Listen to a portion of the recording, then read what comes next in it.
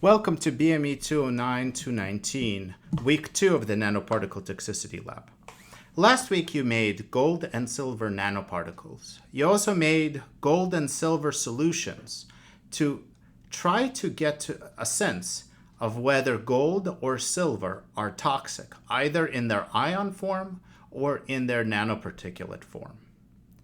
This week you'll actually be testing the toxicity of gold, silver nanoparticles, and gold and silver solutions in a whole animal assay of toxicity. So let me give you a quick introduction to toxicity.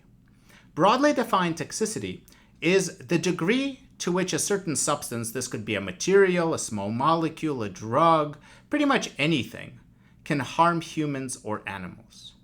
We generally break toxicity down into two parts. The first is acute toxicity, and that involves harmful effects in an organism through short-term exposure. So if you are exposed to a substance for a short period of time, do you start showing signs of toxicity? The other form of toxicity that we can talk about is chronic toxicity. And that is when you are exposed to a substance for a really long or an extended period of time, often either through repeated bouts of exposure or through continuous exposure, say in the air. Sometimes the exposure lasts for your entire life. And the question becomes, was this continuous exposure causing some sort of toxicity that we might not see if we're only looking at acute toxicity? Determining possible toxicity of substance is absolutely crucial for any biomedical application, but not just biomedical applications such as implants and drugs. Determining toxicity is really important for having clean water and for figuring out what clean air actually means and how to sustain clean air. It's important if you're making cooking vessels or any vessels that touch food or water that go into you. It's also important in industrial processes that might create waste products that could get into the water or might get into the air. But measuring toxicity is not trivial at all. There are many different ways to measure toxicity, and all of them have their positives and negatives. So at the very, very simplest, we can start with what's called in vitro cell studies. And that's when we grow mammalian cells in a flask. We can add substances to these flasks or to wells that have cells in them. And then we can look at toxicity for the cells. And the toxicity for the cell may mean that the cell dies. So cell death could be a measure of toxicity. But we could also see changes in the metabolism of that cell. We might see changes in the shape of that cell, or even changes in the salt content or the ion content of the cell. There are many ways to evaluate toxicity in a cell. There are a lot of pros to this method, which is why it's usually the first one that gets tried. It is easy and it is cheap to do these studies, and you get direct information about how these substances affect mammalian cells. There's also virtually no ethical issues with doing these kinds of studies. However, single cells are not an organ, and they're not representative of what happens when an entire organism takes up a certain substance. While these substances are inside a person, they may change form, change shape. There might be chemical reactions that take place that make these substances much more toxic. Or whole organisms might effectively clear a certain substance, making a substance that looks toxic not toxic. So we can look at whole animals.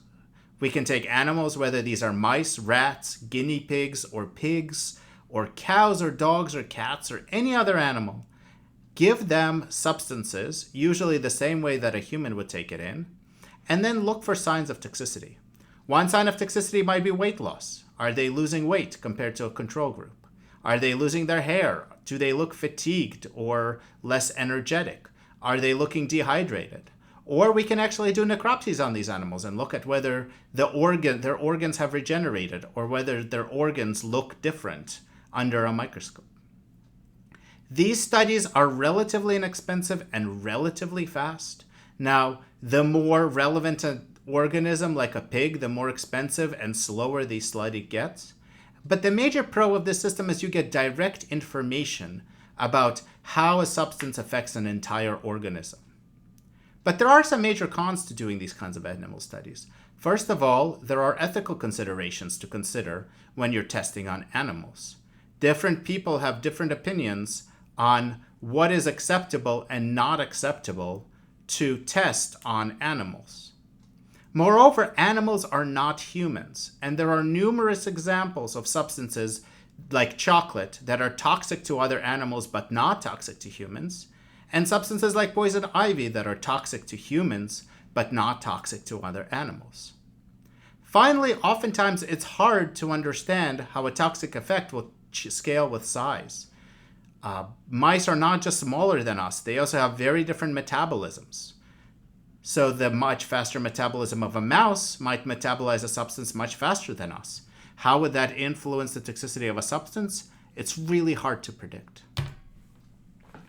Which is why, in most cases, once we show that a substance is not toxic to animals, we actually do a controlled clinical study of these substances in humans.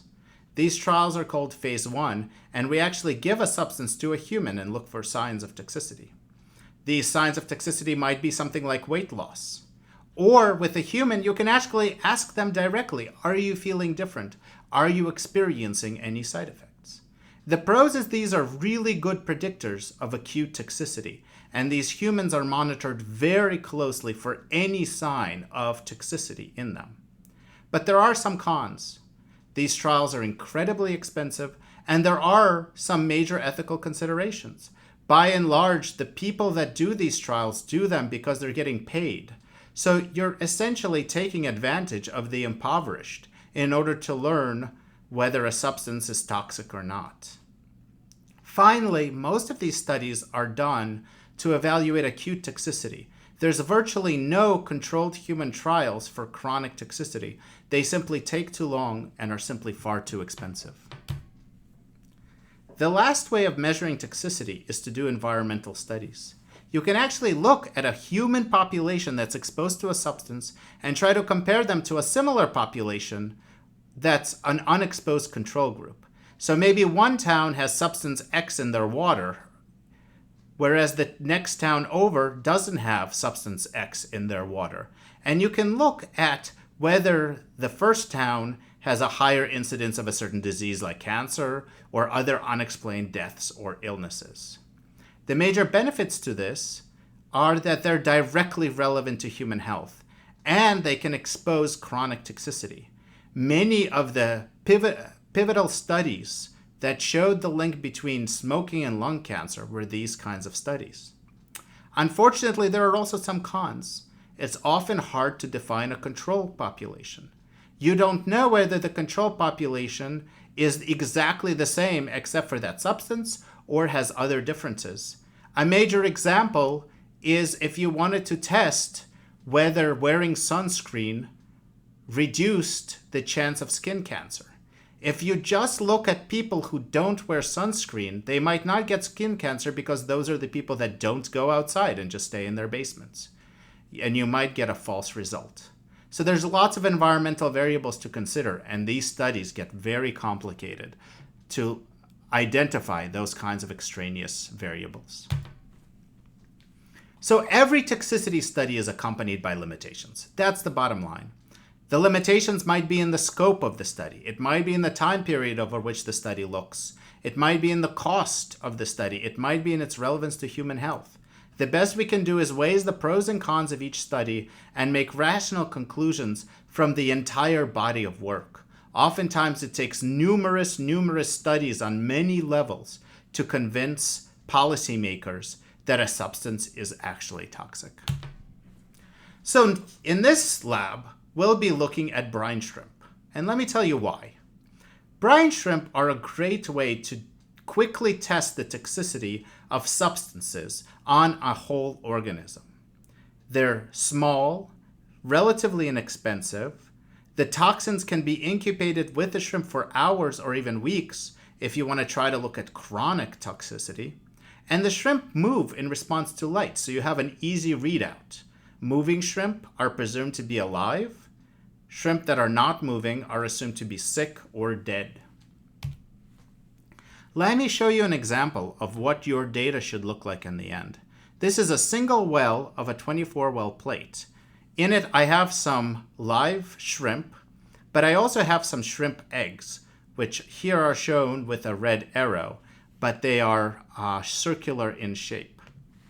We can play this video, and what you can see is that the shrimp are moving around this well. The eggs and any dead shrimp that might be in here are not moving. You will be taking a video like this of every single one of your wells on day 1 of your lab experiment. And then your TAs will be adding to this a video of the same wells on day 3.